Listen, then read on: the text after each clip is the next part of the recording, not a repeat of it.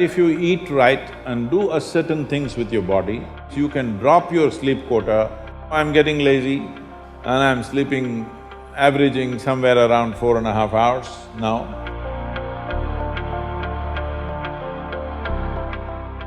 What type of food we should eat so that our life reaches its full potential for a college or a school-going student? So what kind of food? We must understand this. Food is not a religion, food is not a culture, food is just the fuel for this machine. Yes? There may be cultural aspects to the taste, there may be even religious tinge to the food over a period of time, but essentially food is fuel for this body. So with what kind of food will it function with minimum struggle within itself and maximum impact? So suppose you buy a petrol car and pump diesel into it, it may still roll around but not at its optimum. Similarly, various foods you can eat and still somehow it functions. But those communities which have eaten with care, you can clearly see a distinct difference in the way they function, the levels of intelligence and whatever. So in India, we prescribed food for different people in different way. If you're doing menial jobs, you eat one way because you need physical muscle. If you're doing other kinds of trading and other kinds of activities, you eat another way. If you're a fighting class, you eat differently. And now if you're into education, spiritual process and subtler aspects of life, then you eat differently. If you're in education, one of the greatest challenges is to stay focused on something. The goddamn textbook, I'm sorry, the wonderful textbook that is written for an average intelligence. It's a common prescription. It's not written for the brilliant student. It is written in a way that it's a common prescription, everybody gets it. But that textbook, how much effort it is taking for a whole lot of people? How they have to read it 10 times to get it? But you lie down in your bed and read a love story, you remember every word, huh? Yes or no? How come? So you don't lack memory, you don't lack focus. It is just that textbook and you chemistry is not working. So what you need is a higher level of focus, a higher level of involvement. And another great enemy for a student is, because this textbook is such a tranquilizer, the moment you open it, go to cinema till 2 a.m. you're up, open the textbook at 9 o'clock, right there, you smash into it. So sleep is another big enemy. So what kind of food do you eat so there is no inertia in the body? In yogic way of seeing things, we are looking at tamas, rajas and sattva. Tamas means inertia, rajas means activity but no balance, sattva means absolutely balanced kind of energy. When you're in education, you need a very balanced kind of energy because you have to focus on something which doesn't naturally interest you. It's not something with which your chemistry is gelling. If your chemistry is gelling, you are always focused on that one, isn't it? Here there's no chemistry, but you have to focus on that. For this you need a balance and a steady mind. For this you need to eat in a certain way. To put it very simply, food goes through your body through the alimentary canal. From your mouth to your anal outlet, there is a pipe. Through this it runs, going through various stages of digestive process. Many of you are biology people, right? So, it goes through the alimentary canal. Now it begins with the lip. Here, if you look at this, all the herbivores and carnivores. If you look at the animal kingdom, there are herbivores and carnivores are two main segments of animals in the world. One eats vegetable matter, another eats meat. If you look at the elementary canal, the way it is built, between herbivores and carnivores, there's a distinct difference. Everything in the human being suggests that you are naturally a herbivore, but for the sake of survival, we became carnivores. If you look at the jaw movement, all the carnivorous animals have only cutting action. Herbivores have cutting and grinding action. There are molars, but carnivores don't have widespread molars, they have just incisors, canines, and everything looks like cutting teeth. So they do only this. All the herbivores do grinding. What do you have? Both. So you are supposed to chew your food.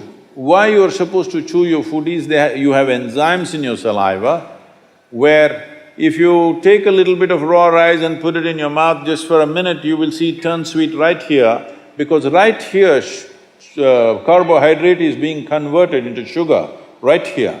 So if you eat properly, then we say about 30 to 50% of your digestion should happen in your mouth. So this part of the digestive system is expecting half-digested food or partially digested food. But right now the way we're eating is mostly we're putting not only undigested food, but partially destroyed food. So the amount of food that you need to get the same amount of energy has increased. You are eating much more food than what you should eat to generate that much of energy. Because of that, there is inertia in the body, because it has to process so much more food than what it should, there is inertia. Once there is inertia, your sleep quota increases. How many hours do you sleep on? Hello? 8 hours. You're going by the prescription, huh? See, this is not that you must deny yourself sleep, that's not the point. But if you eat right and do a certain things with your body, you see very effortlessly, within 3 to 4 weeks, you can drop your sleep quota anywhere between 2 to 3 hours. 1.5 to 3 hours very easily you can drop if you just eat consciously and just learn to sit properly, just the posture, your geometry of the body and what goes into the system. If you just manage these two things, you will see sleep quota will just come down like that. Just to tell you, for over 25 years, I have largely managed with an average of 2.5 hours of sleep.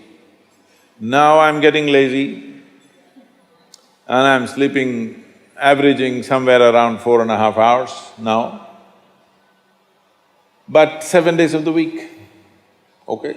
365 days, non-stop, on, almost every day. My daughter didn't call me for a month. I asked, what the hell is the problem with you? Why are you not calling? She said, every 6 hours you're in a new city, what the hell I'm supposed to do? So I said, okay, which is true. In one day, sometimes we're doing 3 cities, so it's a non-stop activity.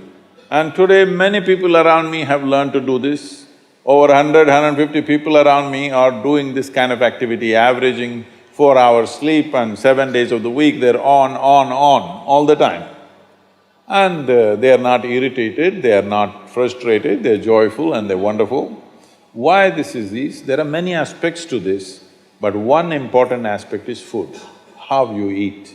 Not only what you eat, how you eat is also very important, because food is a live thing.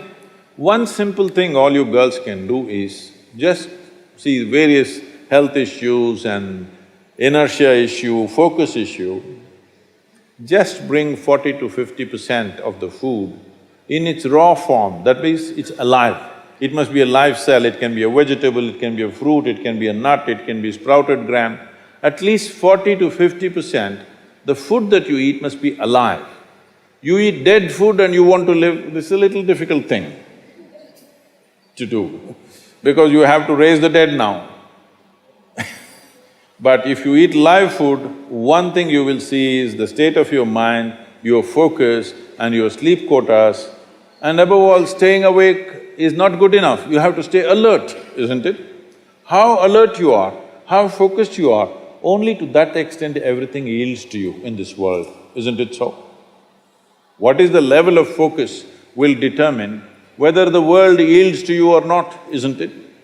And one more aspect of life, one more aspect of food is, when you consume something, it must be of a simple genetic code, in the sense, it must be a very simple software. Vegetables, fruits, nuts, sprouts, they're very simple. More complicated means animal food becomes more and more complicated. Suppose you eat an animal which has some amount of emotion and a life of its own.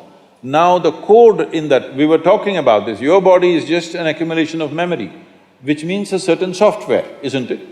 This is the most complex software. Human software is the most complex software on the planet of all the creatures.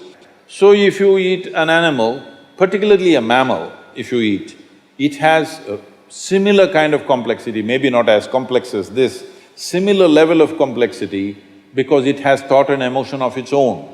Now for you to break that code and integrate it into your system, you are not fully successful. So it will leave traces of certain qualities within you. You cannot break that code and make it a part of yours because it's a different and complex code.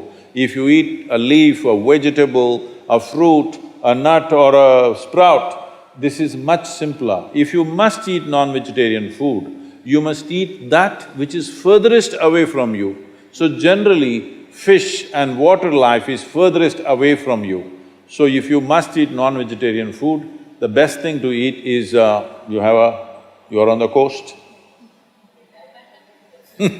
Fish is the best thing to eat that way.